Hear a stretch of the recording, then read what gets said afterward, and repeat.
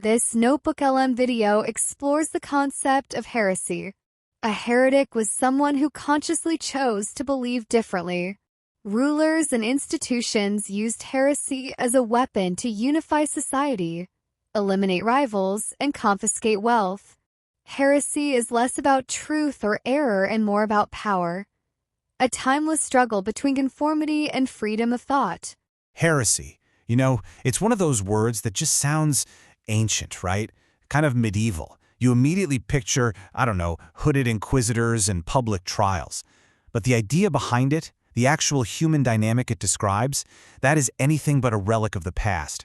In fact, it's a pattern that repeats itself over and over again, in places you would never expect. Just think about it for a second. What happens when you're part of a community? Could be a political party, a social movement, heck, even an online fandom, and you dare to publicly question one of its fundamental beliefs. Now, you're not an outsider throwing rocks. You're one of them. And honestly, that makes the challenge so much more threatening. And this figure, this deviant insider, is such a powerful force in our history. They're the person who forces a group to draw lines in the sand, to decide what it really stands for, and a police who gets to be a member, and who doesn't. Okay, let's really dive into this. To really get what's going on here, we have to start with the word itself. Because, we usually think of a heretic as someone who's just wrong. But the original meaning is way more powerful than that, and it tells a totally different story about what the real fight is all about. So the word itself gives us the biggest clue. Heresy comes from the Greek word hieresis, which literally means choice. A heretic wasn't just someone who made a mistake or didn't know any better. No, they were someone who knew the established rules, the Orthodoxy, and consciously chose to believe something different. It's an act of will. It's the individual standing up against the group. And that completely reframes it, right? It's not about being wrong, it's about rebellion. This quote from Thomas Aquinas just gets right to the heart of that insider threat. He doesn't call a heretic an outsider or an enemy. He calls it a type of infidelity, like a betrayal from within. The heretic is someone who has professed the faith and then, through their own choice, corrupts it. And that is why the deviant insider has always been treated more harshly than a total stranger. And that threat, whether it's real or just perceived, is what turns this whole concept into a very effective tool of power. So you see how this works, right? If heresy is a choice that threatens the unity of the group, then controlling that choice becomes a way to control the group itself. And this is where the idea moves out of pure theology and into the messy, real world of power. Rulers and institutions, they figured out that by defining heresy, they could gain incredible control.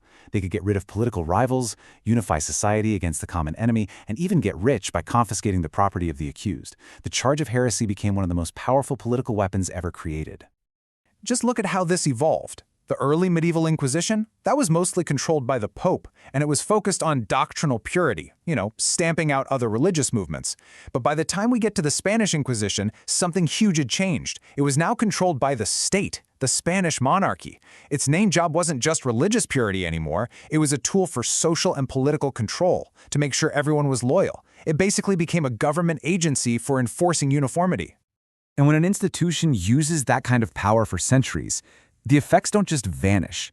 The scars it leaves on a society, on its economy, its culture, its basic sense of trust, they are deep.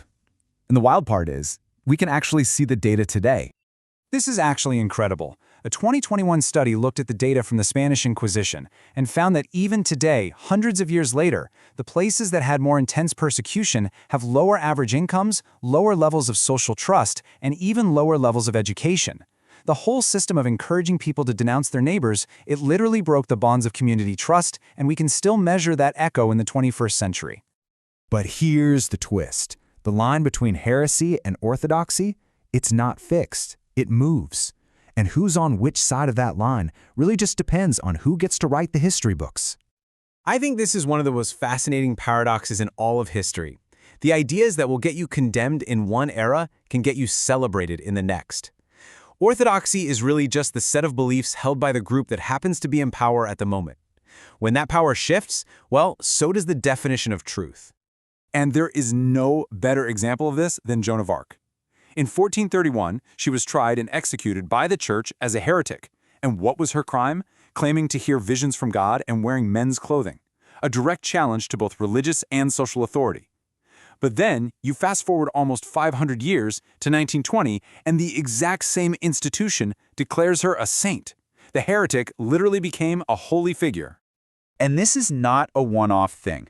John Wycliffe's ideas were so hated that his body was dug up and burned decades after he died. Today, we see him as a trailblazer for the Reformation. Galileo was forced to publicly deny his scientific truths or be branded a heretic. Now we call him a hero of reason. John Huss was burned at the stake, which sparked a war. Today he's a national hero. You see the pattern? History is full of vindicated heretics. So what on earth does all of this have to do with us, right now?